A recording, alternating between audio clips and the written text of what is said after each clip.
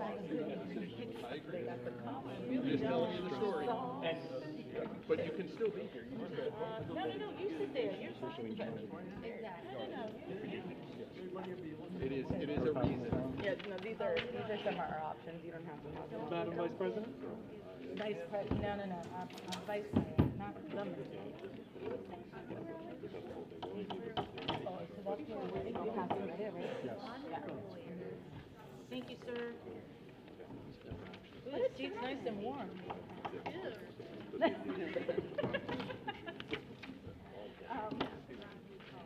Okay. Good evening, everyone. I'm not starting these just yet. I just want to make sure you've all signed in at the front. There's 3 sheets there, and anyone at the table here who has not signed in, there's one over here as well. Which is everybody. Except for me.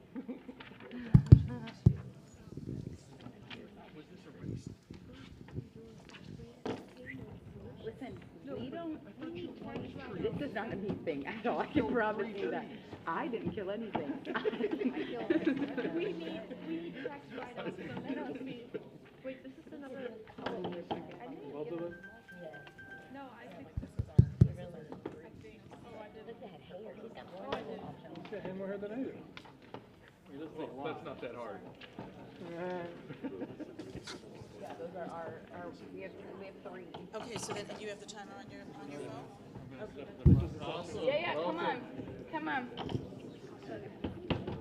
Dave's looking for friends. We're all picking up. Oh, I know. He came over like crying. Like the Indians here. I got you the homeless shelter that day. You know when everyone. Did you sign it? Yes. Yes. Oh my gosh, yes. Shows that you're here. Nobody heard that. No, right? How you guys doing? Hi. Good. All right, we're going to start. Good. I know. The timer's not working, but Mark has got his mic and he's got his phone with that. And he's going to go around with the microphone because Brad's not here to start it.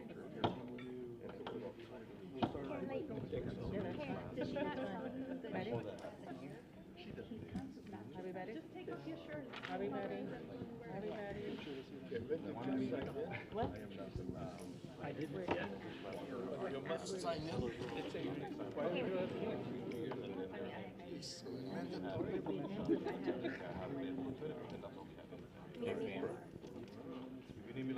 No, that doesn't sound like me. Ready? Yeah, we are.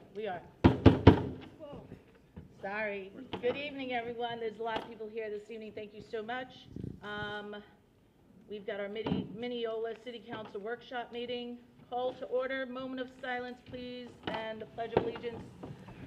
Eric, thank you. Pledge allegiance to the flag of the United States of America and to the republic for which it stands, one nation, under God, indivisible, with liberty and justice for all.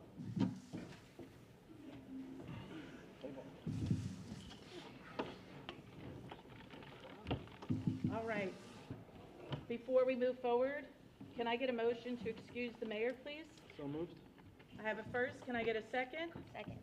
I have a first and a second. All approved, say aye. Aye. All opposed? Motion carries. So as you all know now, the mayor is not here this evening, and we are going to move forward with the agenda review. But I first and foremost, since thank you very much everyone for showing up. This is awesome. Great crowd. And everyone has signed in either in the back or in the front. We are going to be implementing the 3-minute timer only because of the size of the crowd. And I do apologize. Mark will be going around with his microphone and with the timer because Brad unfortunately is not here today. Any questions? Agenda review? Council? Debbie? Looks good. Looks good? Eric? Looks good. Joe? Mark? Good. Scott? No changes. All righty.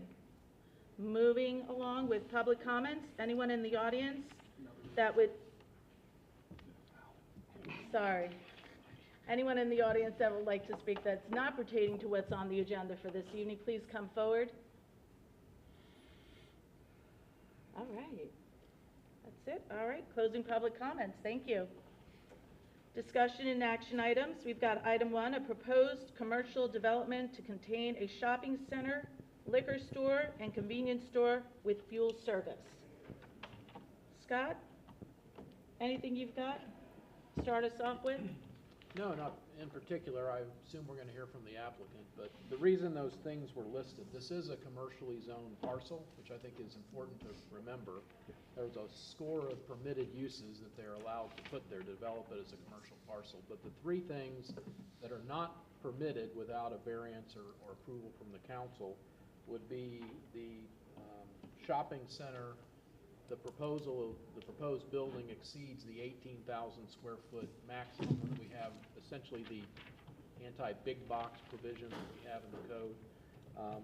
The second is for liquor stores. Those are allowed as a special exception, which is basically a use that is for a special type of use that can put conditions on the approval that allow it to basically be compatible to the area, to the development and the surrounding properties. Similarly, the gas station, a convenience store would be a permitted use, but a convenience store with fuel services is a special exception, again, that we can put requirements. A perfect example of that would be when Racetrack went in. There were requirements that were put on them to deal with the gas associated with the convenience store. So, again, it's a business are permitted uses, but those are the 3 items that would require that they've actually applied for variances as part of their proposal. But it'd probably be appropriate to hear first from the applicant, let them explain what they'd like to do. Of course, if council has questions after that, and then perhaps open it up for the audience for their comments, and of course keep everything civil tonight. Yeah. So, Scott, one question. Is there a way, instead of having this as one agenda item, that encompasses all 3? Can we split them up? Absolutely, sure. So each one can go for a vote? Well, we won't be voting. Well, we're not voting. tonight. No, not tonight, of Oh, course. but of yes, course. when they move When forward, it goes that is into the possible. agenda, yes. Yeah, and just to let you all know, we are not voting at all, anything this evening. This is just strictly getting everyone's input, speaking to the applicant, seeing what he's proposing, and that's it. So it's strictly information only, no approving of anything. Okay? One other thing I'd like to say, this is not a public hearing tonight. This is strictly a workshop. It's meant to be informal. A lot of cities don't actually take public comment at workshops. They do that. But Thank I know our council likes, and P&Z likes to hear from the folks. So just keep that in mind, that it's kind of a courtesy that's extended. So like to hear, and I'm sure the applicant would like to hear and get a feel for what the neighbors would like to see or not like to see, and they can kind of perhaps adapt from there. So, Perfect. Okay, applicants, introduce yourself, please.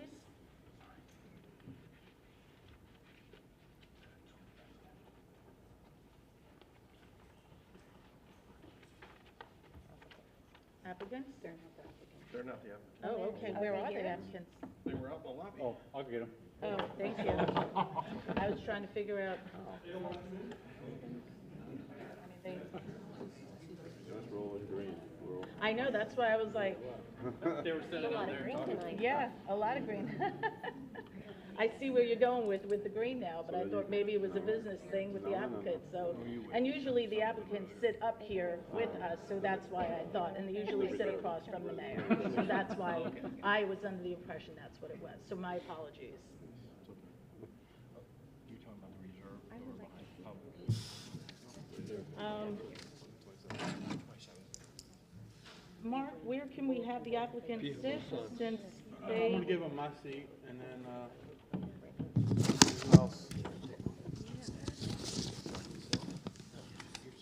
You're getting voted, Kevin. I'm sorry, applicants, if you'd like to step forward and have a seat at the table, I apologize, I thought you guys were here already. I started the meeting. It starts, actually, I was a little late, it starts at 6:30, so my apologies.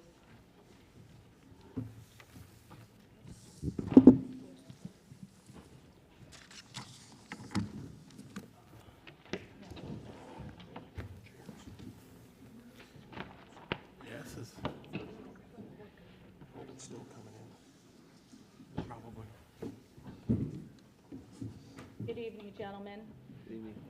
The mayor is out this evening, so with that said, our meetings start at 6:30. I explained to the audience, this is a workshop. We are limiting the time for public comment to 3 minutes, so we can move along, but first and foremost, we did our introduction, and I'd like to see if you guys could please introduce yourself. And again, I'm sorry, I thought that they were here in front of me, because that's usually where applicants sit. Thank you. Derek Ramsberg with Kinley Horn. I'm the engineer of record on the project. Nathan Landers with Blackman Partners, we're the applicant. Thank you. Stephen Lepovsky with Blackman Partners, applicant as well. Seth Swisher, Blackman Partners. And we also have 2 more with Kinley Horn and 2 with Interplan, so architects, traffic engineers as well. Okay. There. So when they are needed to come up, we'll bring them up. Thank you. There are some seats available up front too, so they don't have to stand in the back if they'd like to make it. Oh, they're sitting over there. They are? Oh, thank you. If you guys want to sit. This is why, yep. The ladies want to come up front and sit down, they're more than welcome to. You're welcome. So, the table is all yours. Okay. So yeah, so we came to the planning and zoning meeting a couple weeks ago and asked for a continuance, wanted to come here and kind of address some of the concerns that we had, or that we heard at the meeting last time. There was a lot of discussions about landscape buffers, grading challenges and elevations, the grocer backing up to the residential lots. So we kind of put together some renderings, some preliminary grading plans, just to kind of answer some of those questions and give the public more of an idea of what we're looking at, because it's not black and white as kind of what we just showed on that 2D site plan, so we're trying to put some color to it. So we do have some printouts. I guess we could start, I mean, we could just kind of go through it. Those are the, if you want to throw it real quick. You guys have an easel by any chance? Do you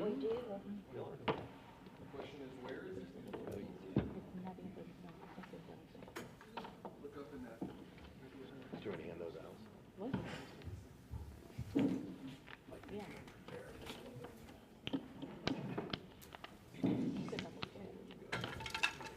Got it. Is that the only one? Yeah, what would be great then? It's like, Perfect, thank you. I think we do have another. Nathan, did you find one back there? They're all back in there? Thank you. Yeah, 5 more. 5, yeah, you want to give 4 for us here, and then the rest of the last one you guys can send to the public? Circulate. Yeah. Or actually, you could just give 3. I'll share with Joe, and then you can just send it for us. Thank you. Oh, actually, sorry. You look at that, I'll look at this. You look at that, I'll look at this, and this one. Yeah, these are beautiful trees. Thank God for the glasses. Exact ones on the list. All right, so we'll start with the colorized version of the site plan. I think a lot of you guys saw, we kind of consolidated the convenience store and the grocer onto one plan. You can kind of see more of the general layout.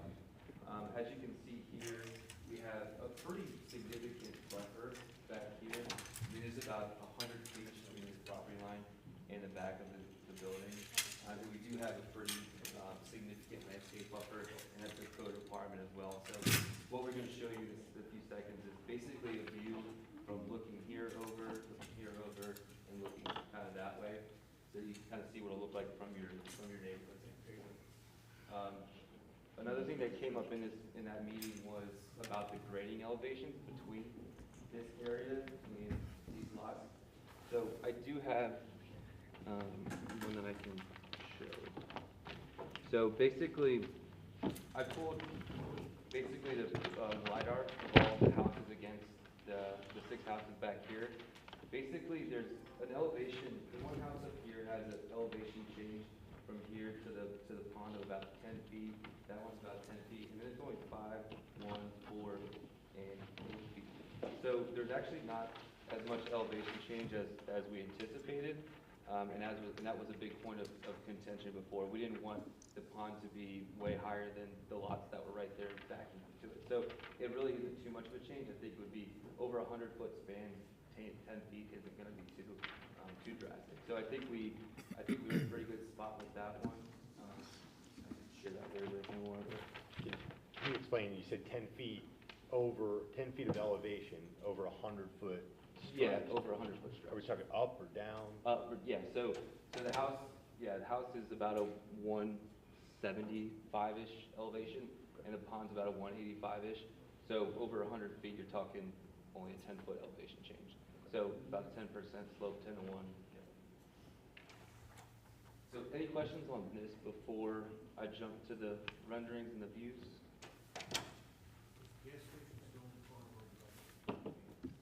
The gas station's still in. Mark, can we get a microphone, please? Sure. While we're waiting for the microphone, if I could, the elevation, there's a wall behind there. It's a two-tier we were looking at.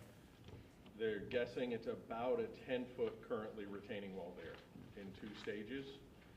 So will that wall remain and you're going to build to that elevation is basically what you're saying? Correct, yes, that wall is gonna stay, it'll be part of their property, it'll stay, so the elevations that we pulled were actually from more of their actual lot. So if you took the retaining wall, it's pretty flat after that, because that's an extra 5 feet from the 10 feet that I was already talking. So that will stay and that will remain in a pretty shallow slope from there. Yeah, we'd be matching existing grade at all of our property So lines. are you using the highest point property? The corner house is the highest point? And Yeah, you so don't- I took each property individually. So this corner property was the biggest elevation difference, and then they slowly got smaller as you went down, because they got higher. The wall got higher. The wall doesn't change. The property does, the wall is still there. Is that the end of your presentation? I'm sorry? Is that the end of your presentation? No, I have multiple. Okay, if you will, hold your questions, let them get through the whole presentation. Remember what you have to ask, and then we'll come back and go to questions, okay? Thank you. So yeah, so Do you want the microphone? Give them the mic. Thank you. All right, so going to view 1. So view 1 right here, we're looking at the back of these lots towards the grocer on the west side. That view is this one right here. So as you can see, there's the grade up. We have a pretty significant landscape buffer, understory tree, canopy tree, understory tree, canopy tree, and then a hedge. So with that, you can see that we pretty much have the building is back here, but you really can't see it too well. I mean, it's pretty blocked off because of the elevation change and the landscape buffer. You're kind of looking up. And one of the things that we're going to do to kind of enhance that is potentially berm up the backside. So instead of just a gradual slope from here up, we're thinking about making this a little berm so that when you're looking up at that view, you can't really see the building as much because there's an additional elevation, and it'll go back down from there. All right, the view 2, looking from here towards the convenience store.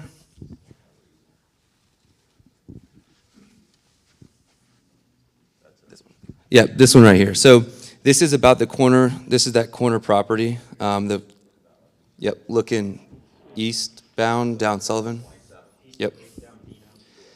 And you can see the convenience store is right over here. So once again, a pretty significant buffer to really just kind of block out the line of sight so that you guys aren't seeing the gas station and the trucks and all that stuff.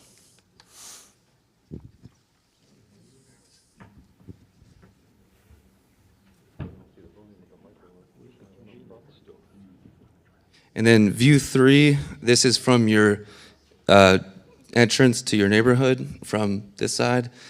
So here, we still have the hedges, the trees, the landscape buffer, and then this is kind of a rendering of what the building and parking lot and all that stuff is going to look like.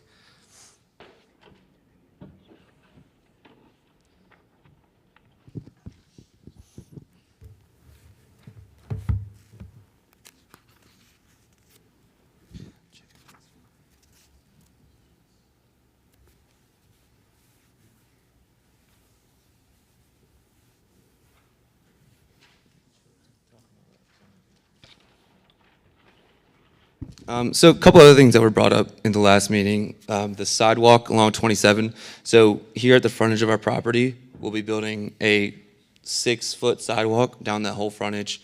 So that will pedestrian connect all the way across. As we talked about before, we have a signal going in. Actually, do have some conceptual intersection improvements that we can show too.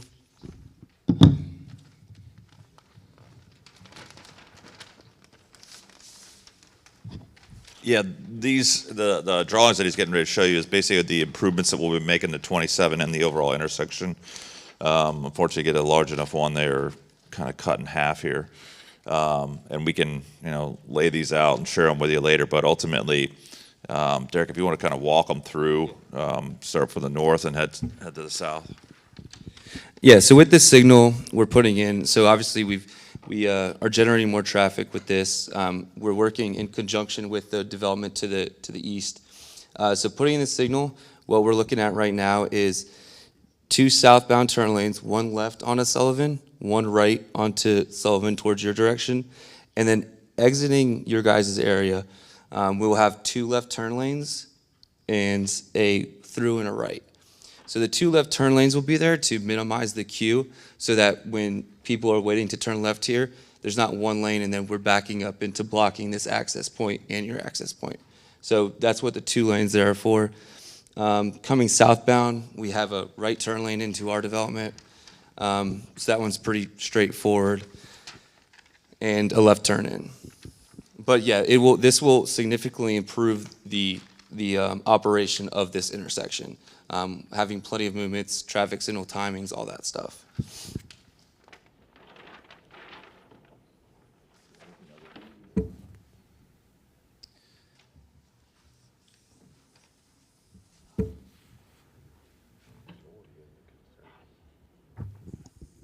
Yeah, I think basically, I apologize, I wasn't there last week, but or for the P&Z. But anyway, so this is kind of the generalized, and what we'd like to do now again is open up for questioning. I think that's probably the best way to make sure we're addressing everything. I think that's where we're at. Unless, again, however you guys want to do this, but ultimately I think we're ready to go ahead and go through the process, being a workshop. Before we go to public comment, just one question I had earlier.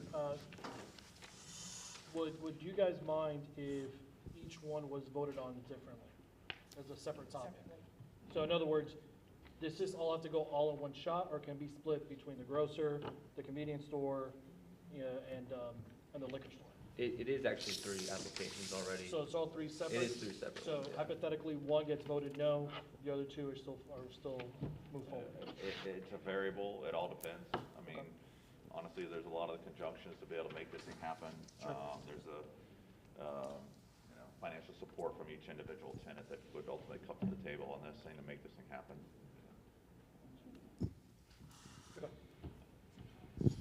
All right, before we open up for questions, just please be advised, we're going to limit the time to 3 minutes. Please don't be repetitive. If someone stands up and say, I'm against it, we don't need 15 other people to say they're against it. We got it.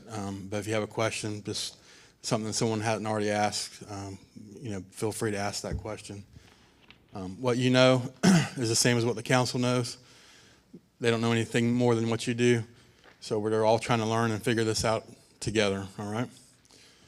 With that, make sure you also state your name and address before you ask your question. And make sure you've signed in. All right, who wants to go first?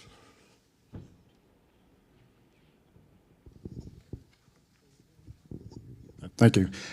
So my first question, first of all, I'm Juan Camacho. I live on 753 Rioja Drive, which directly abuts Vino Road, which actually immediately abuts the proposed gas station and convenience store. So my question is this. I was looking at the minutes, or at least the agenda for today's meeting, and I saw that and it looks like it's confirmed on this schematic, that the square footage for the grocery store is 47,984 square feet. Is that correct? Okay. And just for the city's wherewithal, the P&Z minutes from June 2nd specified 47,974. So I just want to make sure that 10 square foot discrepancy was fixed on the city's record, so we know what exactly the applicant's asking for. The application actually states a higher number. I think it's like 50,000. Okay. All right. The second question that I had in regards to the shopping center, it's my understanding that the shopping center, which is supposed to be two uses or at least two tenants for one parcel or building, is that going to be the grocery store and something else? Is that the convenience store that we're talking about? I didn't understand the question, I'm sorry. Sure. So under the code, it specifies that a convenience store has two tenants in one building. The gas station I see and the convenience store I see, but is there a grocery store also have an abutting tenant in it? There's going to be two tenants in that one building? No? Yeah, I'm a little confused with the first part of it. The convenience store as far as is a standalone, general project, and as far as like the application for the convenience store, things like that, I don't know if that's what you're talking about as far as that, approval, but as far as the, grocery store, it's a grocery store, with an attached liquor store, and then, we're not 100% sure what else, would ultimately go there. Okay. Anything that again would be, substantial size, which we can only fit maybe about, what, like 3,000, Yeah, you said? about 10,000 square feet. Yeah. But the grocery and the liquor store, that is its own use. That's its own, tenant. and Yeah. again, that's a state law that you can't have, inside of a grocery store.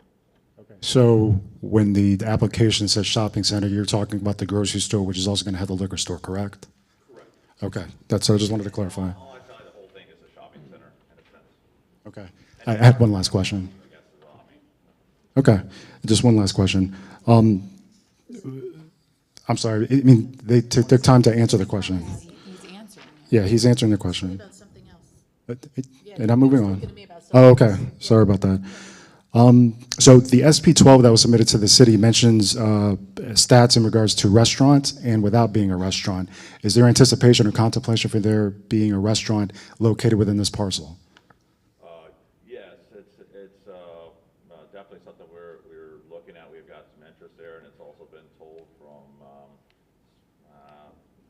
locals, residents in the area, that they would desire some restaurant uses, especially some sit-down.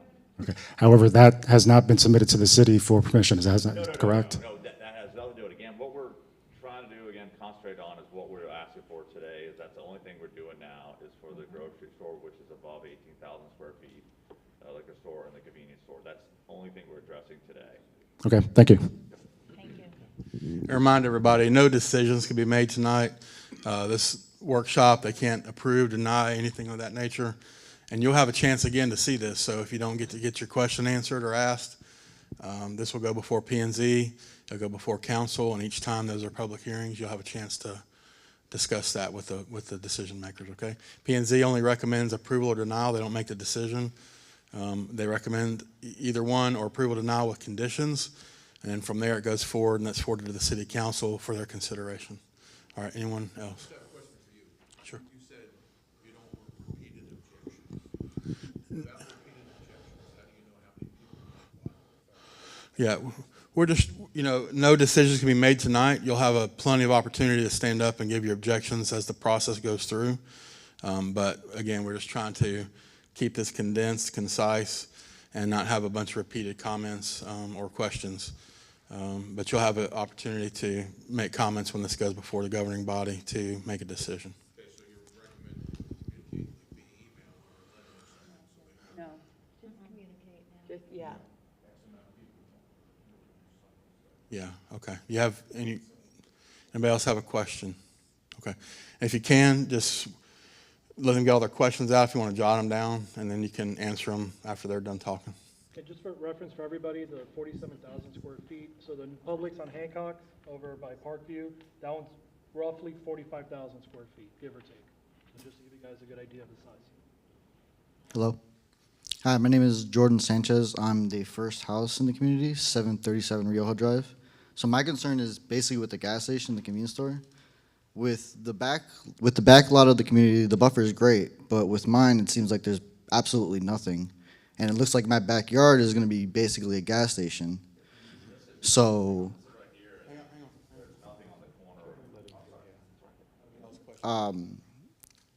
is there any planning for all the potential patrons and people driving by to protect my property and the properties next to mine that are closest to all these establishments? Do you have any other questions? Okay.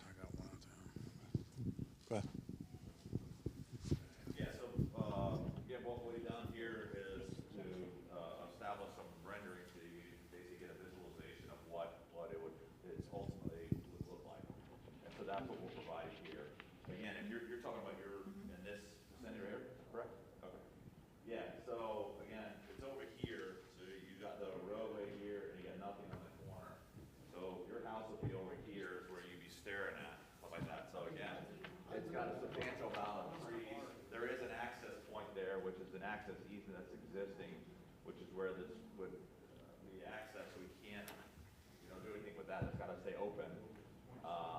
And well, there is protection. There's obviously a good amount of trees here. A buffer zone. Additional landscaping. I'm sorry. That buffer zone is my backyard. Right, and that property. Not a buffer zone. That's my property. I understand, but this is an easement and this is commercial property. And so it's not, Stranger's not worried about my property. no, I am. That's why we're trying to talk through this thing and show you what it's gonna be. Okay. I understand what you're trying to say. I can see it. It's very clear. It's Sure. nice. You guys did a great job on that. Thank you, thank you. But you're not giving me any guarantees that my house isn't gonna go down property value. We're not gonna have increased trash with all the people that are coming by. So your statement is you'd like to have a larger buffer zone if you could get I that. would like protection for my property and the people next to me. You're gonna be affected more costly than the people in the back. Okay. We're gonna see the immediate Well, effect. not them. I understand your point, and that's what we're trying to get, that's why we're having this workshop here. So your points are very valid, but that's why we try to show you that we are trying to put up landscaping buffers here to provide it. So this is again to show how it would look. Again, that's why we're also talking through this.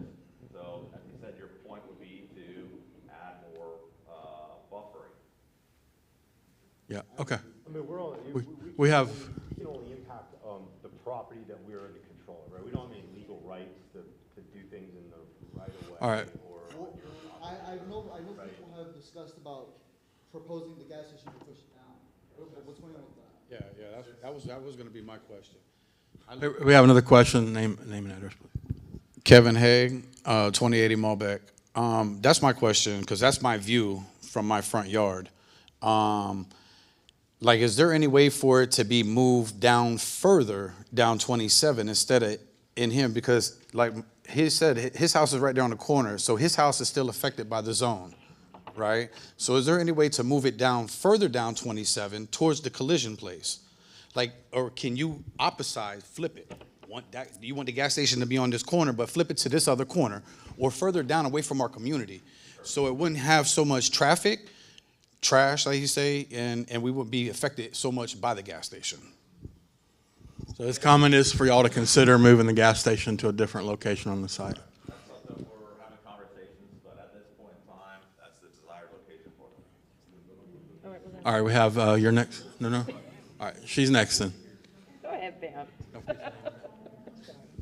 Hi, I'm Stephanie Gonzalez. Just thank you for taking the time to be here. 2172 Malbec. So going off of what he's saying, I have kids that take the bus. I'm really nervous about strangers in the community having that gas station so close to the bus stop. So that little corner over here, that gentleman's backyard, that's where my son goes, takes the bus every day. And I'm just really worried about strangers and stranger danger. You having a gas station, maybe you have older kids, cigarettes. That kind of gets me nervous. So if you can just think about the children, please. That gas station is also going to increase traffic, which is going to increase crime. It's a fact. But the bus stop is right there on the corner, and our community, as it's growing, we have a plundage of kids that go to school, and they get on that bus. So you put a gas station right there, 30,000 cars coming a day through our neighborhood. Our kids come up snatching up missing. So that's another consideration for you guys is the bus stop. Maybe there's a way to carve out a bus stop, make it more secure, something like that. But Why does the community have to come to them? Why can't they come to us? Well, I Yeah. do want to say one thing. As far as the circulation in and out of there, the gas station being on that corner, the access has to be there anyway. So regardless of if there's a gas station.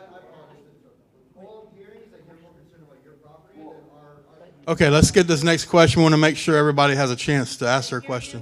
Completely, we've heard you, but we've got to move on to the next one, and I do apologize. There's nothing positive and productive that they're saying. And you know what? Obviously, I'm not the only one who's saying. And I apologize, but that's what we're here for, to hear it, take it in, absorb it, because I'll tell you right now, I feel you, I hear you, 100%. But we do have to move on to get the next question or the next comment. And again, no disrespect, I hear you loud and clear. Or, speaking for myself, I hear you loud and clear. No, no apology needed. Thank you. All right, Warren Lenfin, 2148 Malbec Court. Bringing it to what you've got right there, you've got the gas station on the corner, but next to it is another commercial property parcel yet to be determined. So we're not just talking about the traffic from one, we're talking about the traffic from another one right there, right across from where all the kids are.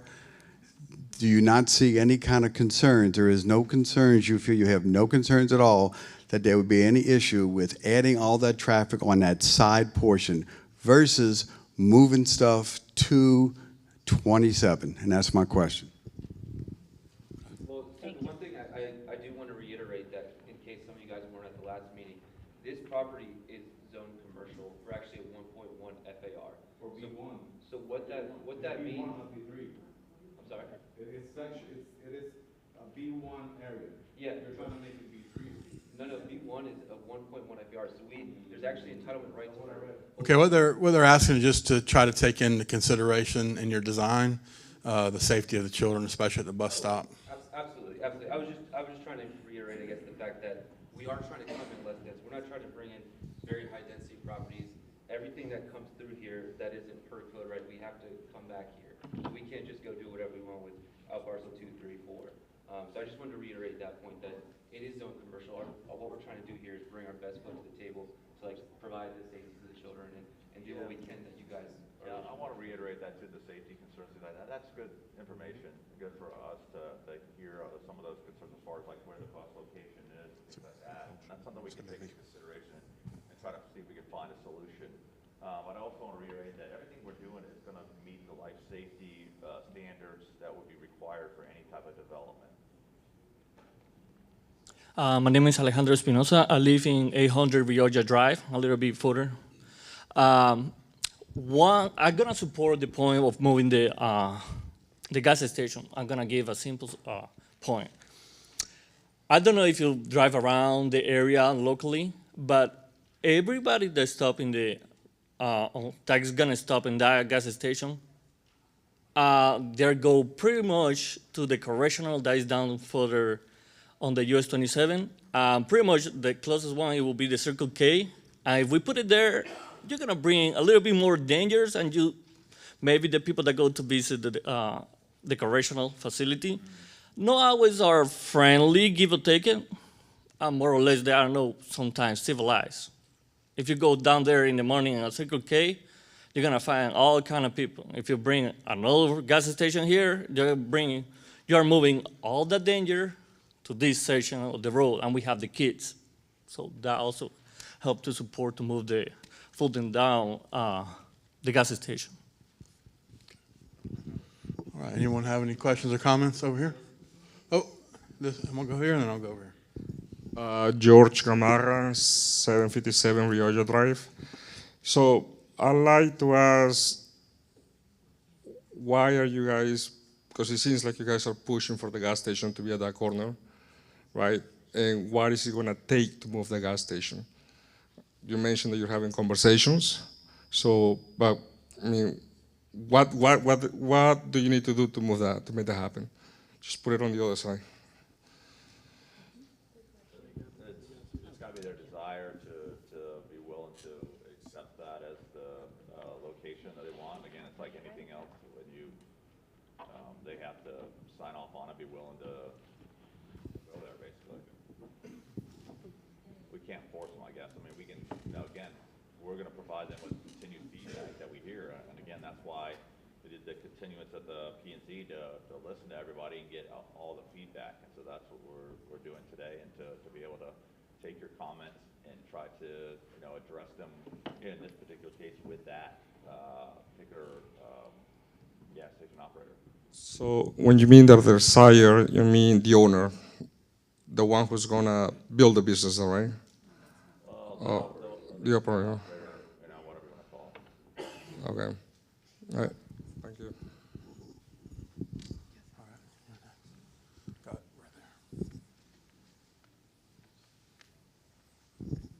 You guys are making some great points tonight. Good evening. Ruben Valina, 2156 Melbeck. It's just one simple thing. gas stations are open 24/7. That's why we don't want them close to that driveway. If you can move it to the other side, it won't affect the neighborhood because we're going to be sleeping at night. But that gas station is going to be moving cars in and out all night long, and people that are right along that is going to hear that noise. That's another thing to consider. Thank you. If I may, before we move forward, Mark, if I can just get a hand of how many people want the gas station to be moved. If you could please raise your hand. Okay, so with that said, we heard all of that. And I like the two hands, thank you, from one person. So, two hands and a foot. So, you know, that's what I'm talking about. I mean, we again, that is the main focus that you all are trying to let them know. If there is anything else besides that, please move that forward and then we can move on with the meeting. So, Thank you. But thank you again, two hands and foot, okay? Thanks. I know nobody else has said it, but it doesn't affect me, but I do have friends that live on that backside. That first side, that first picture right there, instead of on the backside, like where our HOA presidents and them live, you build a wall so they can't see that back there. So they can't hear, like a sound barrier wall, so you can't hear the deliveries and all that stuff. When we get all these questions, we'll come back. But keep that, so that, yeah, thank you. Thank you, because the person who's going to speak is me, Richard Del Toro, and I am the corner house that you're affecting, by the way. I am the HOA president for this community. My question is, beautiful landscaping. I love the AI on it. How long does those trees take to grow? How long are those trees going to take to grow? They come in at a certain. How long, and that's not the question. The question was, do you have an estimate of how long those trees, because if you're talking about, I want an answer of how long the trees are going to take to grow. That's your only question? No, that's not my only question. So, my view, as you per se, right, I'm going to see the building, because you kind of hit it, but it's there, I can see the building. The lighting for this building is how tall is that lighting? To light that lot? Okay, so you're talking about what you did miss to put here is the lighting that I'm going to see every day in not only my backyard, because I say me, but I speak for 1, 2, 3, 4, 5, 6 neighbors, 7 neighbors that are directly we're touching each other. You're asking for 100 feet buffer. My backyard is 100 feet, so that means I can almost spit and touch the other side, right? You're talking about the signs for the gas station, correct? No, I'm Talking about the sign for the grocery. talking about the greens, the lights, right? Yes. So you're only been giving me 100-foot buffer to all of us. We need a larger buffer. Let's get them all at once. Hold on. Let me get all my questions, and then, like you said, you can answer them. So, have you done a site-specific study? A traffic study. Have you done a site-specific? You submitted right where we were at. Yeah. Active? Has anybody seen it? It's in there. Okay, because according to Florida Statute 163.3180, study must be site-specific. No generics, no off-site studies. Yes, sir. Okay. And Minneola Code, Chapter 90, requires for any project generating greater than 12 peak hour trips, a site-specific study. Yeah, the accordance with this, that's what this is all based on, is traffic generation and what needs to be. Because in the last meeting, it was a... It was done in the last meeting. We said we were going to submit it after that meeting because originally we just did the methodology. But we Okay. So, as far as the lighting, are you done? I'm sorry. Yeah, that's it. All right, thank you. Thank you. So we had trees, lighting, traffic study. Hold on, I gotta answer. But he's got to answer it, please. Yeah, we gotta Yes, answer. thank you. Okay, yeah, all right. So, as far as the trees go, they're gonna be established, I don't know the exact height of them, but it will take a little bit of time for them to grow. That's just part of what, So process. I mean, Will I see it in my lifetime? I'm 52 years old. yeah, you will see it in your lifetime. So they come in at 8 foot height, about 5 gallon caliber. So it comes in about 8 feet. So, and then you'll have a 36-inch edge that will be fully established already at that point. So, yeah, it does take some time. Guys, we can't hear him. But it does come in not as a small twig, like it comes in as a tree. Yeah, these are height on there that's So- required with our landscaping plan. So, And the pond is done on a 100-year study? 100-year storm, you mean? Yeah, sorry. Yeah. The code requirement. Whatever the requirement is, I don't know. Yeah, so they do basically do height into like gallons. And the other thing is, as far as you said, the setback's 100 feet, the actual requirement is 20, so we're doing 4 times that. Yeah, I did want to add to that But too. you're asking for the variance, that's the reason.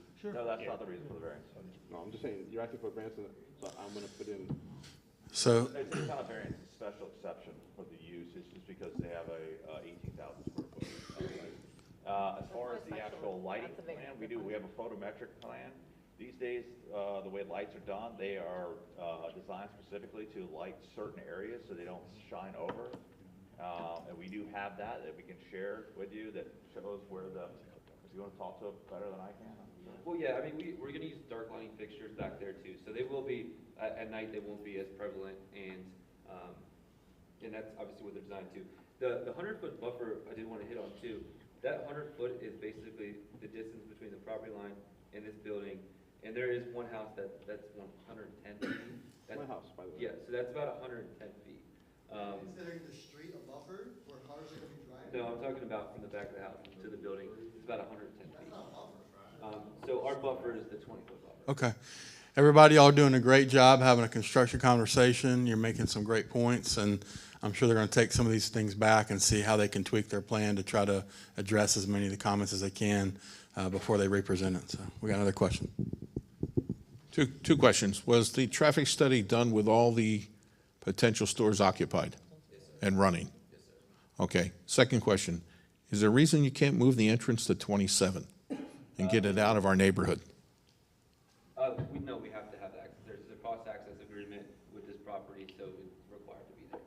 So the city would reject the plan where you said you can where you could come in from 27? We do have it. No, I mean on the other end. There's FDOT requirements for how far you can be. That's why it has to be, this is the only access we can have, and it has to be that far down. There's a development also going in across the street. I know that. Constructing a left turn lane dedicated into their site, so we had to take that into consideration. Because the traffic is going to come in, and if it starts to back up, they're going to go right through our neighborhood and create a giant loop to line up to get into there on a right turn. So they're not blocking 27. It's really a poor idea. Over here and over here. Hang on, we got trying to take everybody in line as I see them. So there's concern about doing what you can to try to look at that traffic flow and make it, flow as best as possible. Thank you for addressing the light pollution, because that's a big problem. My question is, you're talking about, and I think I read 20,000 cars per. My name's Brian Ziegler, 1980 Burgundy Drive. I'm sorry. That's one entrance, but there's another secondary entrance if I read that. So that 20,000, is that, what are your thoughts about, is that secondary entrance going to be accessible, or is that going to be one where like 2 cars go in and 300 go in the other? The way you've designed it, I guess there's a turnaround on 27, or a little short little in median. Can you address as to how that secondary entrance plays into the traffic? Yeah, so this will be a right in, right out, and a left in. So people come in on 27. So he would have to build the road. Right in, right out. And Katie gave it back to the city, or to. So it will be. But in the. They gave it to the developer.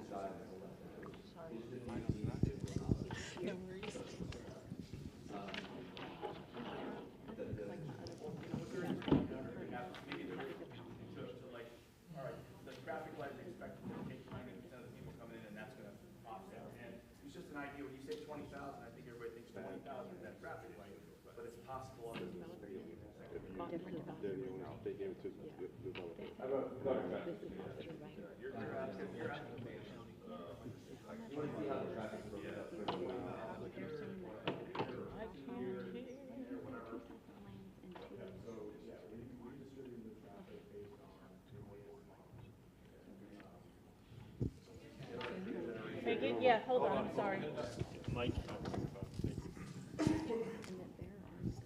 Thank you so much. This is much better, isn't it? So yes, when we determine the amount of trips that are coming in and out of this development, we're doing it using the latest ITE, Institute of Transportation Engineers, trip generation rates for a shopping center, right? So we're including all of the development that's planned to be built out in this plan. So that's the 20,000, but I wouldn't focus on that as much as the peak hour. So we got the peak hour and we designed for the peak hour, which is the plan you see here, okay? It's how we got to the signal determination, that a signal is needed there.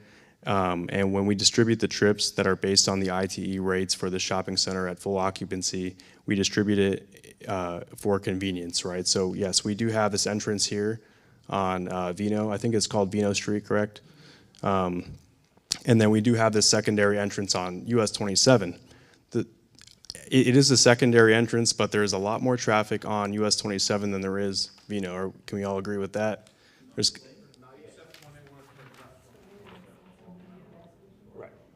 right. Okay, I hear you. But we assign our traffic based on convenience, and there is a lot of traffic absorbed, to your point, on the US 27 access. And that is in our traffic study that's under review currently. It's submitted to the city. All right, we're trying to take everybody in order best I can. I'll be back.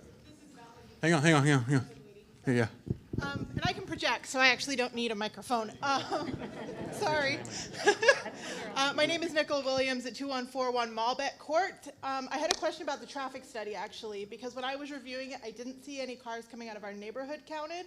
So I wanted to confirm, was this something that was even considered during the traffic study? Yeah, it was. We considered a small amount that was coming to and from the east. There's not as many homes back there as there. Can you guys hear me? Do I need to use this? Okay, too soft spoken. Yes, we did consider traffic that was coming to and from the east, or excuse me, the west, from the neighborhood back there. When you compare the amount of traffic that's coming in and out of this development for the entire day, the neighborhood's small comparatively. So we estimate the number of trips that neighborhood would generate and how it would interact with the development, and we assign that percentage appropriately. But yes, we did have traffic coming to and from the west. It was a small amount based on the number of homes that are back there. But we did capture some interaction from that. Okay, let me try to get to people who have not asked a question yet. I'm going to go here, there, and then over here. Thank you, sir. Hi, I'm Colton at 2164 Malbec Court. Blackfin, thanks for coming out and getting a black eye to help make this development a little bit better. A couple questions for you guys.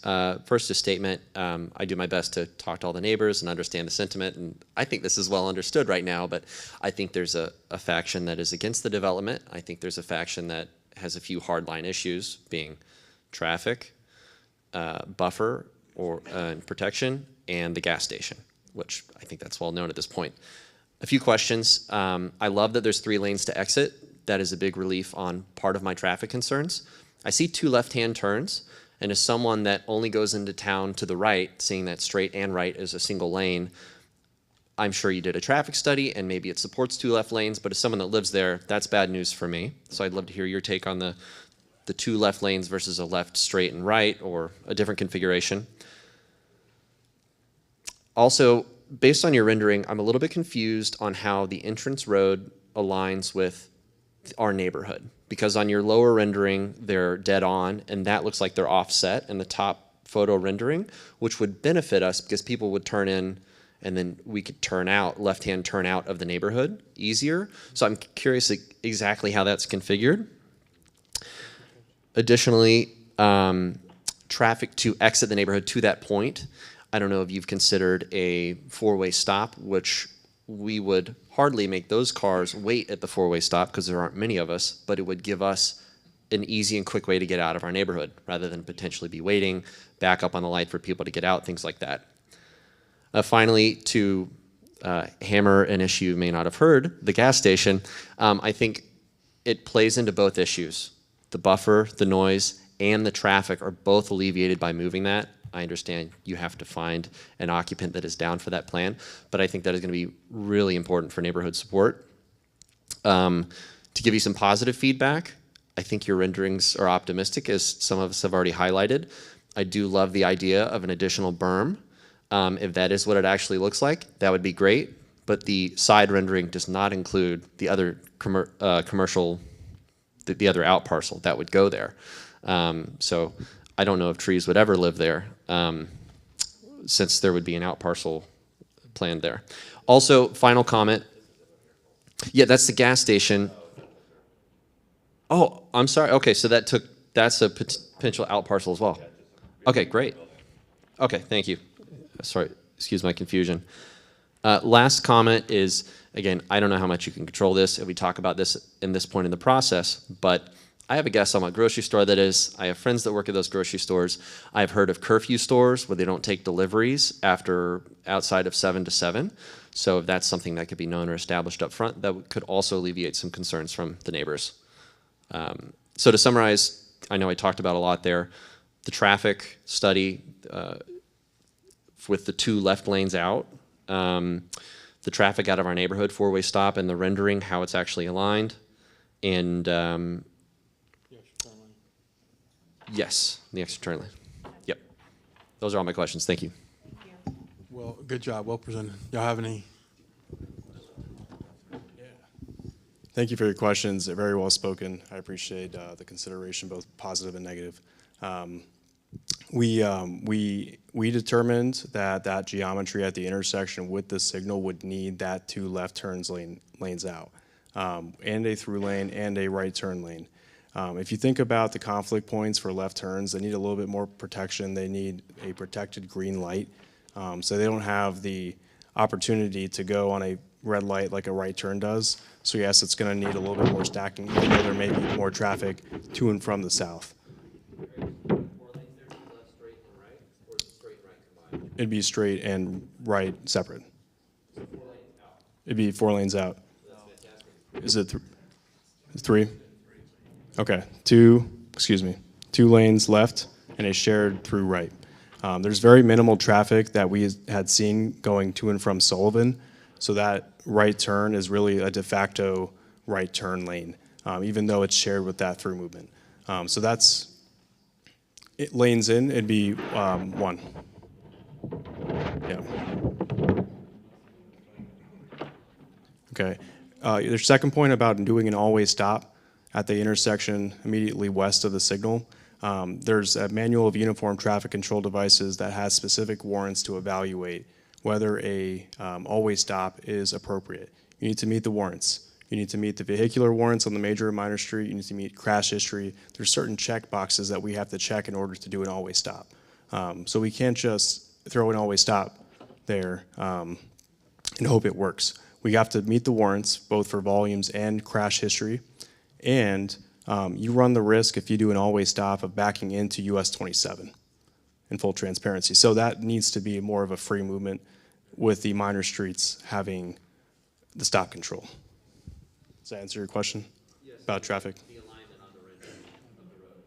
The alignment on the renderings of the roads. So does Malbec feed straight in, or is it offset like the rendering shows? No, it's, here, I'll take it, sorry. Yeah, I guess the render's slightly off, just the way they drew this in, it kind of came over a little bit, but yeah, it ultimately is based on where the actual easement is located, and the easement's a recorded easement, and so that's particular, it's already designated for that location. So this is accurate, yes.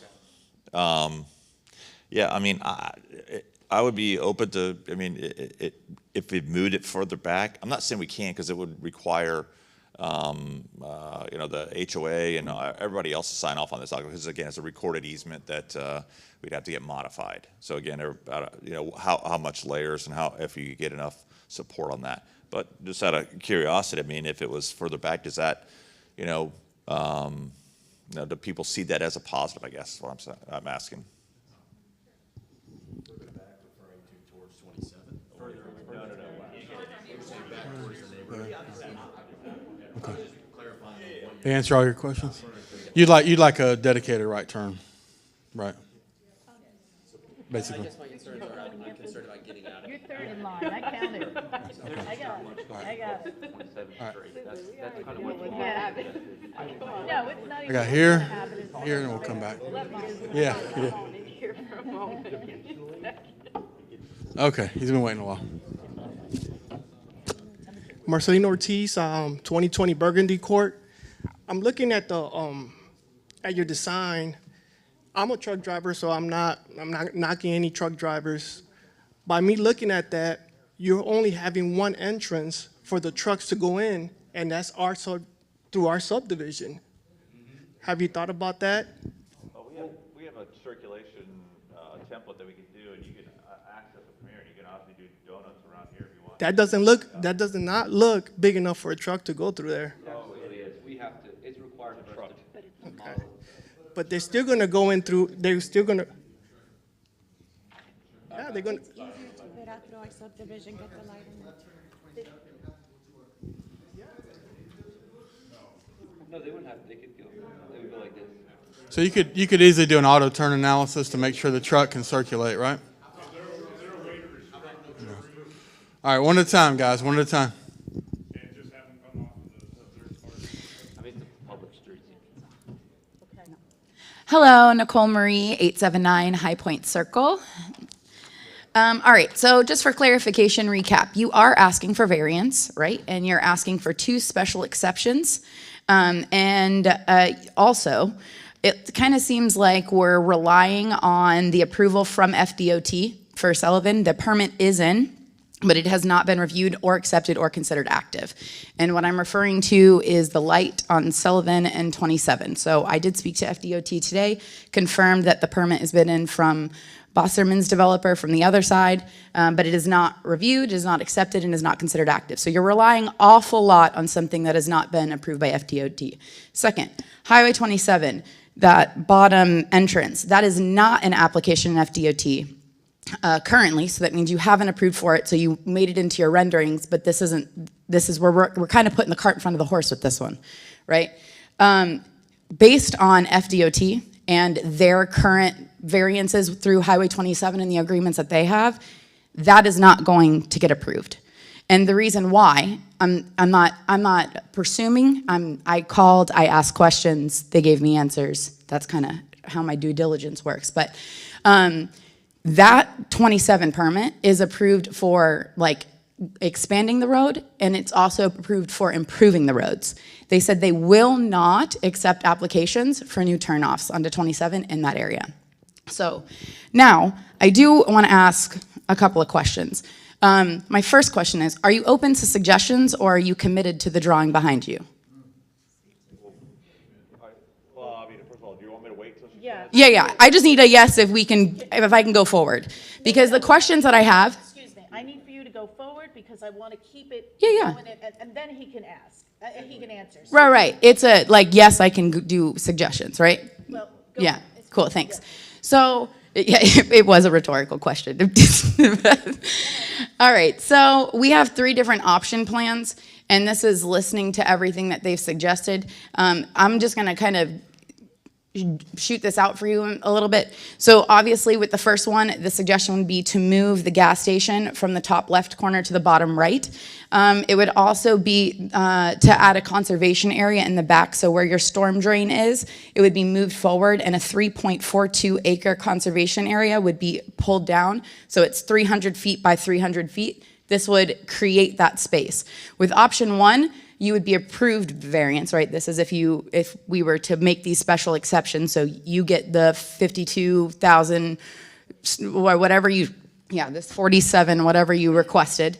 But in return, you would move the gas station, you would add a conservation area, right? The second option that we have here would be, again, move the gas station. That's a non-negotiable. I think we all have agreed on that.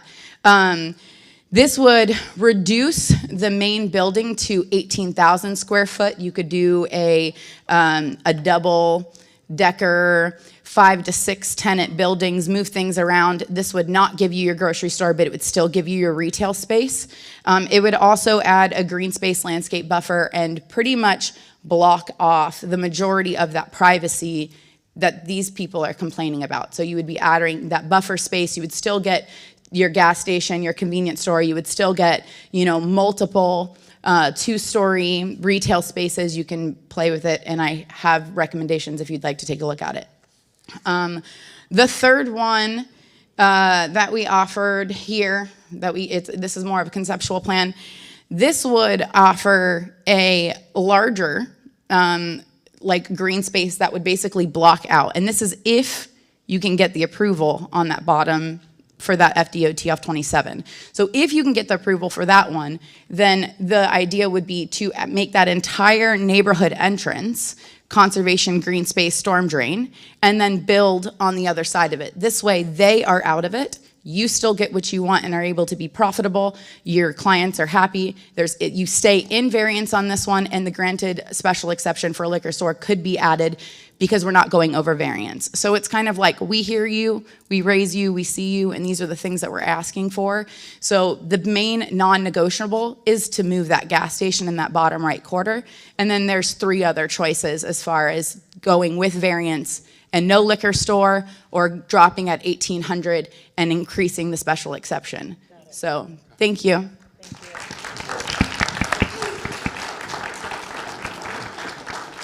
I think we're clear on the gas station. We don't need to bring that up 10 more times. John Babylonia, 772 Annabelle Ridge Road. Who is the tenant that'll be in for the shopping center? Grocery, is it Walmart? Walmart Market? Who the tenants are at this point in time. We have a... Because statistically, Walmart brings down property values, crime goes up. Same with 7-Eleven. So why do we need another shopping center in Minneola? One at a time. Yeah. All right, he's next, and then I'll come back, and then I'm gonna go here, and I'll come over. Thank you. My name is Marcos, 2152 Malbec Court. Just a quick question on the rendering. I know I'm kind of far, but when it comes to, as of it stands right now, anyone that pretty much lives in that section of Malbec Road and they're about, or Court, and they're about to leave, obviously they come all the way up through Vino and make a left. The way that it would stand when it's there, is there going to be like a medium in the middle between the 2 lanes and the to go left and go right? Meaning, do we have to now go towards the back of the community to leave to go straight, or is there going to be, you know what I mean, or is there going to be a medium section like a separator between the incoming and the outgoing? No, the only separator will be in this portion to direct coming out there. We already have lines adding additional lanes. There's not going to be a raised meter or anything like that. Everything stops at this point right here where the access is. You'll still get... Yeah, so you can still, again, fully circulate there. It won't change any, cause you to have to drive some ultimate direction. I mean, it still functions the same way. Again, we're adding the additional lanes coming out and additional improvements to Highway 27 and the traffic signal, which again, we've got in preliminary design. We've had preliminary conversations with FDOT, and we're meeting their standards and stuff. Hi, Christian Maldonado, 862 Vintage Merlot Court. Do you know how many blighted buildings and shopping places we have just on 27? All those businesses that have shopping places, most of them are empty. That's what I see is going to happen with the traffic situation that we're having right now. Because your vendors, your tenants are going to be signing you a contract for 1, 2, 3, 4, 5 years for sure. 5 years from now, their business is not flourished, and they're going to leave, and that's going to be an empty plaza again. That brings more criminals. The alcoholic are going to be all over the place. Your gas station, people are going to be driving like crazy because they're going to go late for work. More accidents I see happening there, especially on that last exit you have over there, and then especially where our children in the neighborhood, like somebody mentioned, that in that entrance, and I spoke with the City of Transportation of Minneola, and they told me that they can't move where they pick up the kids. Because when I first moved in, I live in phase 2. I asked, why can't a phase 2 for the kids can be pick up? And I recommended our cul-de-sac. They say, nope, we can only have one, we cannot move it, that's what it is, it's less than a mile away, and da-da-da-da-da. So, I don't know. I like what she said about more green area, make that the pond. You know, we can fish over there if we want, or, you know, I don't know. Thank you. Thank you, sir. Mark, when you're done, I have this gentleman's hand up here, please, when you get a chance. Yes, I was trying to get to everybody that has not asked the question yet. You've been up on deck for it. Question phase, but it's kind of morphing together. I know. I'll render my 3 minutes. No need, no need. David Simon, 2165 Malbec. The proposed retention pond has a 100-year design high water elevation of 188.33 feet and a bottom elevation of 182 feet. The residential homes adjacent to the development have a finished floor elevation as low as 176 feet. That creates a very hazardous elevation difference between the high water mark for the 100-year storm design and the first floor elevation. And just wondering if you guys have an answer for that. And I also don't see, I looked at the preliminary grading plan that was in the agenda packet for tonight, and I don't see a emergency outflow design, no swale or anything like that. So just wondering if you guys have an answer for that. Yeah, so the emergency outflow is. Sounds like we have an engineer in the audience. The emergency outflow is, it's about right here, and it connects to the inlets down here. So all this stuff flowing to the west. So the emergency outfall is there. This is a preliminary conceptual design. We have to have the outfall. And as far as the 100-year stage, yes, the 100-year stage does go up to a 180, but you have to remember this whole property is about an average of, I don't know, 200 to 205. So this is why the stormwater pond is over here. It has to be on the low side of the site. Otherwise, you'll be over here and it'll be 200 elevation. So we are bringing it down as much as we can, and obviously it has to stay on our property. But we do have to do burn stability analysis. We do infiltration rate design. Like, we have to make sure it works. And yes, it will be higher than the finished floors of the houses, but it's designed to bleed down, to recover, to get to its final outfall, which will eventually be down there. But all that stuff is. Yeah, but down there's their houses.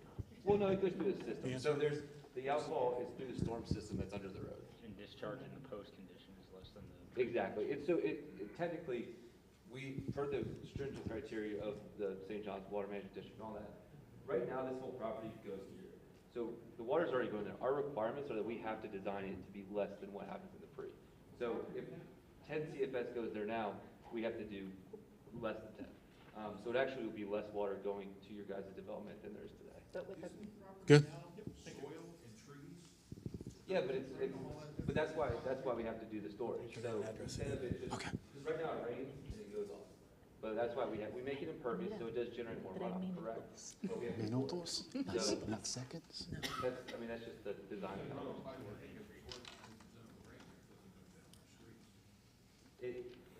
It is a state regulation. It's one of the most governed things that we have to do is make sure the water doesn't get,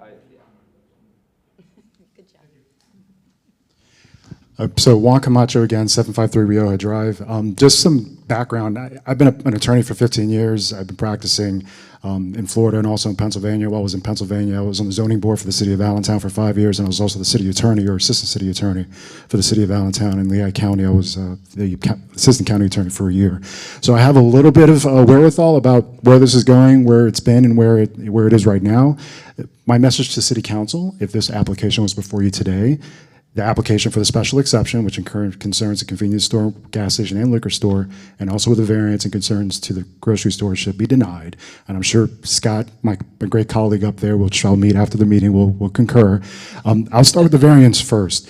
The spirit of the code is to make sure that the preservation of health, safety, and welfare of the public happens. You're asking for a grocery store that's 3 times bigger than what's allowed under a B1 zone. So that's the first thing. The code is not being advanced by this proposition. As far as the liquor store and the convenience store and the gas station, there is no other property that immediately abuts residential residences within the city of Minneola that has this. There's nothing like this in this entire city. So this would be a special, very, very special exception. And the last thing I'll leave with city council is that the burden is on the applicant. The burden is not on the objectors as far as what happens with these 3 proposals. You have the burden under variance to demonstrate undue hardship. There is no undue hardship here when the purpose of the code is not being advanced. As far as special exception, again, based on everything that you heard so far, Reasonable people cannot differ that a special exception cannot be granted under these circumstances. I say, my recommendation, my positive, because I just gave you the negative, stay with B1. Go back to the drawing board, stay with B1.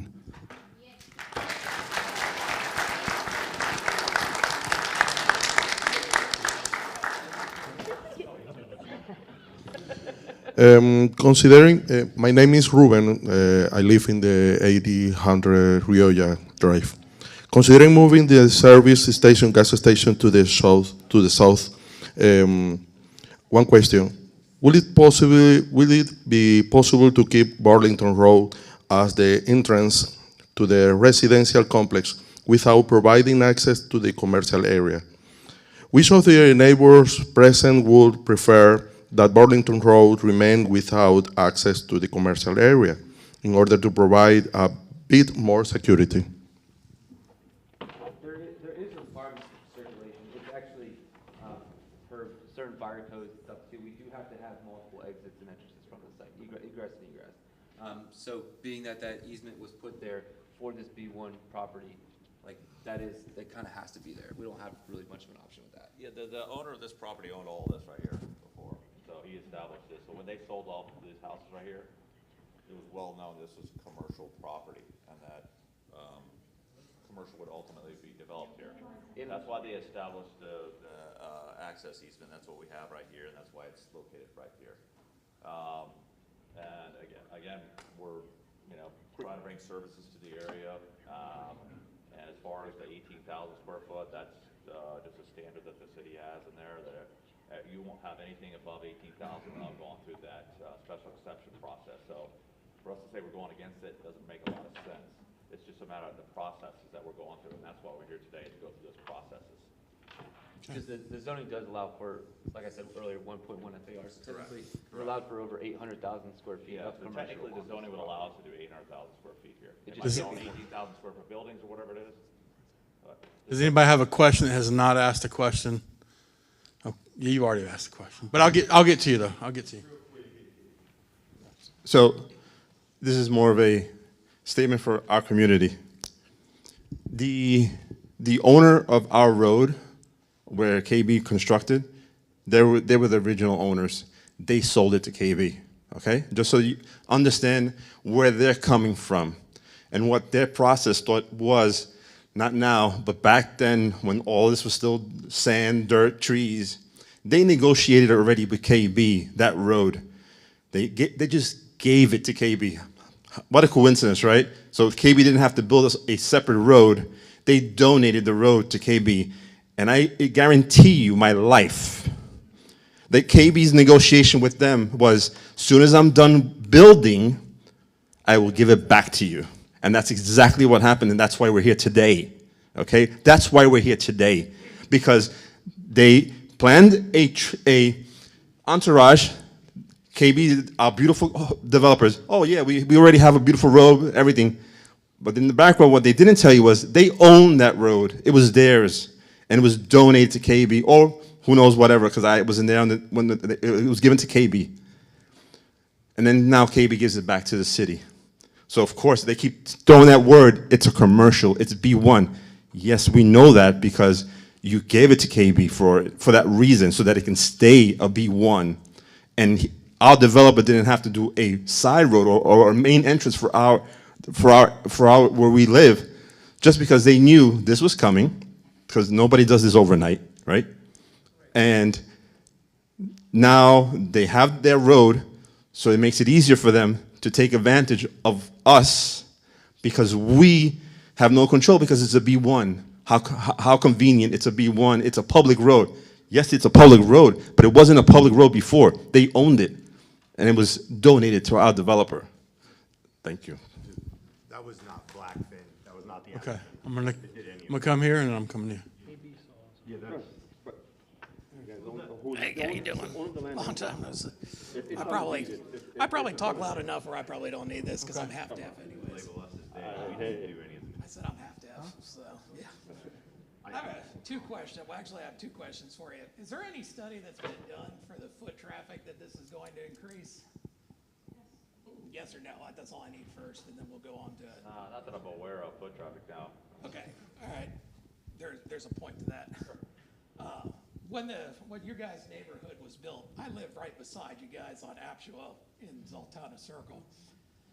When all of this was being done, we got the same spiel that everybody else got was, there's gonna be a wonderful buffer in between your neighborhood and our neighborhood, which did end up happening. But what I wanna show you is, and I actually have it pulled up on my phone, and I'll come over and show you. Excuse me. This is what the buffer that you give these guys' houses to the actual storage facility right there. Right. Those trees have probably been there 20 years. There's only about 6 sticks. Being with these guys, I know your drawings look wonderful over there, and I just looked at them in the pictures. A 6-foot tree is basically 3 inches taller than me, and I ain't that tall. Okay? So please don't tell us that you're going to make yourselves into the wonderful group that you actually are. This is really all about you and not about us. So,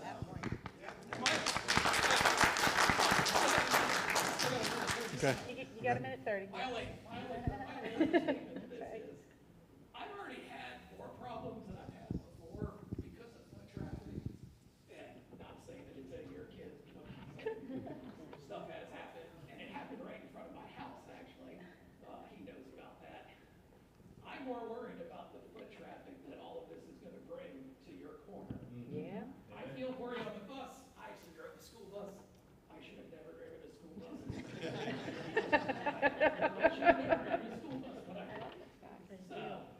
What I'm saying here is that you have to take into account all of what you're getting ready to do.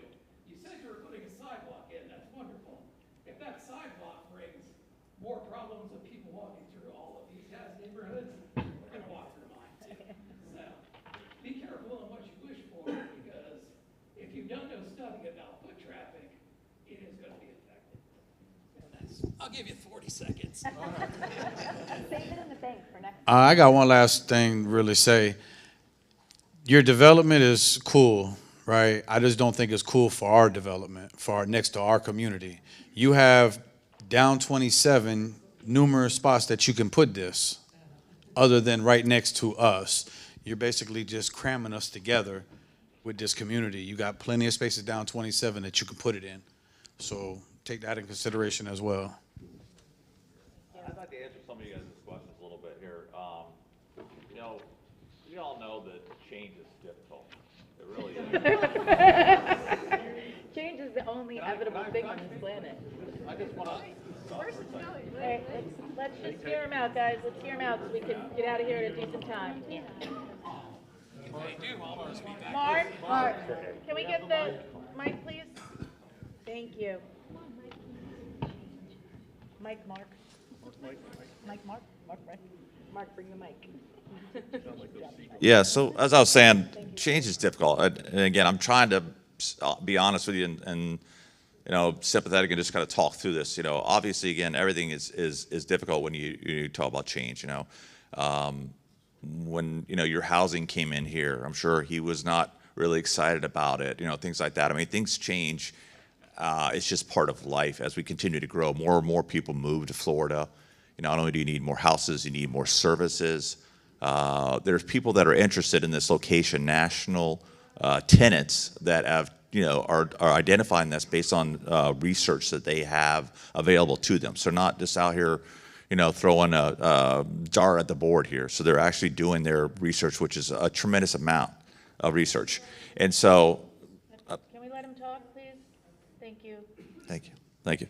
Yeah, so all I'm saying is that, and one of the reasons why we're here today, and through discussions with the city as well, is to do this workshop, is to try to talk to the neighbors and talk to, the people that are closest to the site, and get an understanding and try to see if we can kind of come to some sort of meeting of the minds and things like that. And so that, again, we are trying to do that.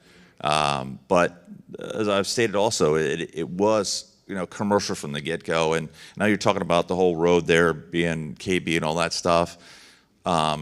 It was there when you guys bought the houses and things like that. I mean, I'm not trying to be detrimental to it. It's just, it's been there for a long time, and so we're not trying to plow a new road through the neighborhood or anything like that. We're not trying to do a major comp plan amendment or whatever. But so again, we want to try to find a way and listen to you. We can't meet everybody. We're not going to agree on everything, but we're going to try to do the best we can, to make this a good project for the community. That includes people outside of the general vicinity behind here. But again, we just want you to understand that we're not trying to cram anything down there. We're trying to listen to you and trying to adapt as best we possibly can. And so I just want to encourage you in that way. Thank you. So we're going to take. Yeah, well, when KB Home. Your name and address, please. Oh, I'm sorry. Belinda Norizade, 867 Vintage Borough Court. When KB was selling the homes to us, they told us that we were not going to have nothing there. Oh, yeah, that's. Okay, they lied. You know, KB Home did a lot of crazy stuff, but they did say that there was nothing going to be over here. This is going to be, you guys' entrance. You're not going to have to worry about nothing. And that wasn't true. So KB has a lot to do with what they just did with us. Thank you.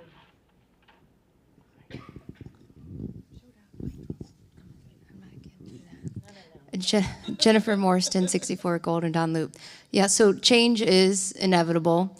I did take Change Management 101 in college as well. And what doesn't have to change is a deviation from city code and variances and special exceptions.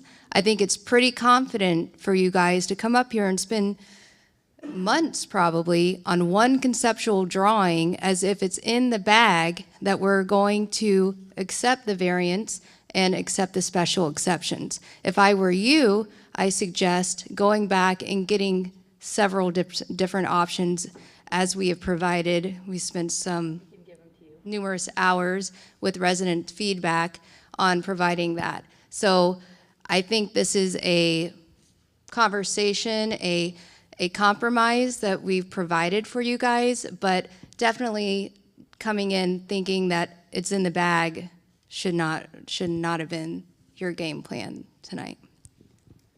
I don't think anybody thought it was in the bag. I think that's why we're here for. Okay, any other?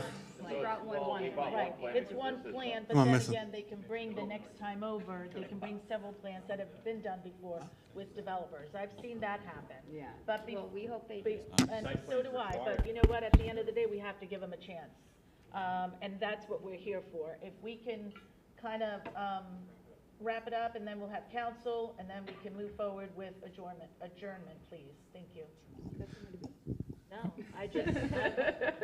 I'm here all night. I've got my sweatpants on, I'm good. I got my water, but I mean, there's other people that we have to think of, and we also have to respect their time. And we've heard pretty much the gist of everything that I can think of. And if there is anything else, please, you're more than welcome to email me, okay? But I kind of want to respect everybody's time here. Kevin Carey, 20237 Sugarloaf Mountain Road. I am one of the advisors on the Planning and Zoning Board. Being a professional engineer, I have some concerns of the design. Number one, you mentioned about adding a berm on top of like where the landscape area is. Is that going to be on top of the retaining wall that's already there? No, it would be further up, so much, I don't know if you can't see from there, but it would be much more into, towards the back of the curve over here. So let's call it 60, 70, 80 feet away from the property line. Okay. So it will not impact the wall? No. Okay. Next thing, your design, where you have your sketch there, can you guys explain how the dual eastbound left turn lanes will work when you have turns coming in? Because here's my concern right here. You're coming northbound here, you have to make an oblong turn to come in here because you've actually pitched this dual left out to try to squeeze it in here. So this is not going to work very well. Also, I'll let you kind of get to the end of it, or I'll get to the end of the questions that you guys can answer. So that, would like to see an auto turn template to see how that actually is going to work for the truck and it's not going to clip the left turn lane that's there. Number two, what the cues are for this setup here. Having a dual left turn lane, you've exceeded 300 vehicles per hour, I'm assuming in your study. So that's one thing to look at. Then you mentioned about the lighting. Dark sky fixtures don't really do anything for lighting going back towards the homes. That's just lighting really going up. So what I would like to see, and what I actually recommend some of the developers provide, is that your photometric plan that shows the calculation zones on the adjacent homes back here. So, yeah. So we have. Where's your homes back here? Well, the homes back. So we're at. Okay. I think 0-foot candles back there is the property line. Okay, so what, 0-foot candles horizontally.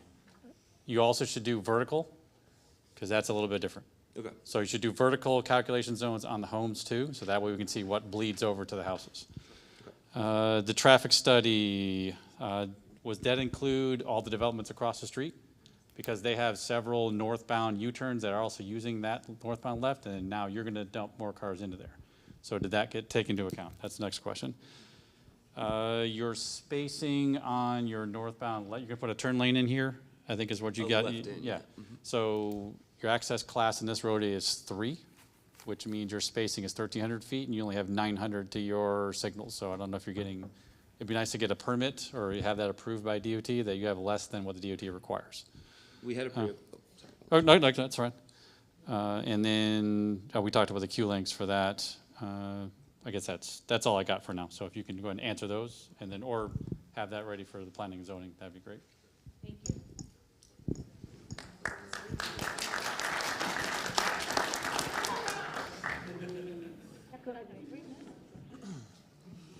Okay, anybody have anything new to add that has not already been mentioned?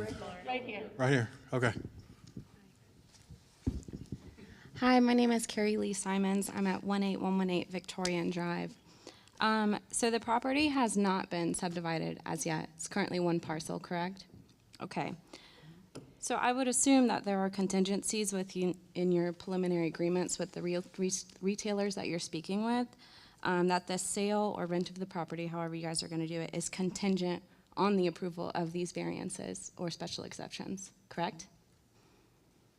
So if city commission says, no, this is not something that's going to work, then this goes away and you guys come forward with a different plan. That's maybe by right under B1 zoning without special exceptions and variances. Are you asking me if we are going to do that? I'm not really asking you if you're going to do that. I'm saying that the property is just one parcel right now. It is not subdivided. And so you're having these preliminary conversations with these retailers under NDAs, correct? So I'm sure within those agreements that you have with these retailers that there are contingencies that are based on whether or not you have city approval. Yes. And should you not have city approval, then it goes away or is modified to fit within B1 zoning by right. Yes, everything is contingent on. Is getting Absolutely. approved like that. So there's nothing going to happen on the property if it doesn't get approved.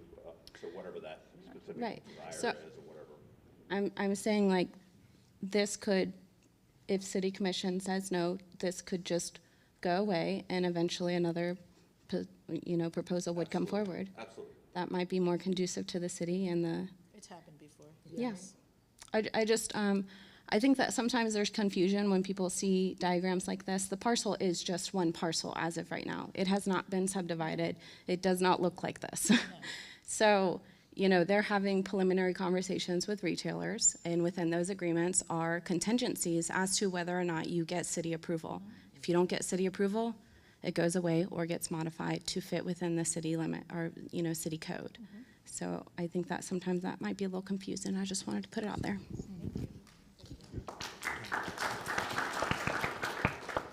All right, thank you everybody for your constructive dialogue today. I think it was very helpful for the city, the decision makers, and the applicants as well. We appreciate the city council. These workshops aren't required. They proactively wanted to have this to give you all an opportunity, an advanced opportunity, if you will, to kind of see what's being proposed and have an opportunity to comment and provide ideas and suggestions. So thank the city council for that. They're always very responsive to the public and wanted to make sure and hear what you had to say. So thank you for that. Before we adjourn, thank you, Mark with the mic. Before we move forward, I do want to respectfully give the mic over to council, see if they have anything to say, any comments, anything at all, and I'll start with Debbie Flynn. No, I just want to say I really appreciate all of you coming out because we really do have these workshops for you, and so that we can hear what you have to say and what you feel is a good fit that's near your homes, your residents, your kids. So thank you for coming out. We take all of this in and we soak it in. Just know that your questions and your concerns don't go unnoticed. We're here to serve you. Thank you. Eric Hernandez? So I know we did a show of hands on the gas station. Just want to do a show of hands on the grocery store. Those who are opposed to it, you want to raise your hands just to see? Opposed. Opposed. As it states now. Yeah, 52. 47 and change. 984. Okay. And then show of hands, who's opposed of the liquor store? Okay. All right. Thank you. Joe Saunders? Come on, Joe. Hey, doll. There's only one thing I'd like to add to all of this, and Guys, Joe is speaking. it's been very intense and pretty thorough. But I have a concern. When there's a hurricane, 27 becomes an escape route, okay? If you haven't been here for a hurricane, you'll be surprised when one comes.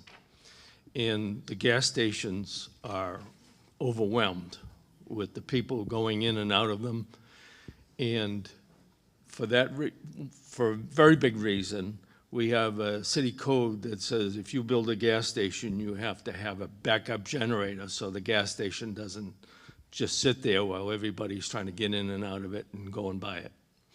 So it's important that you consider in the design of this layout what the people are going to do who are going north and trying to find gasoline. And it gets pretty intense.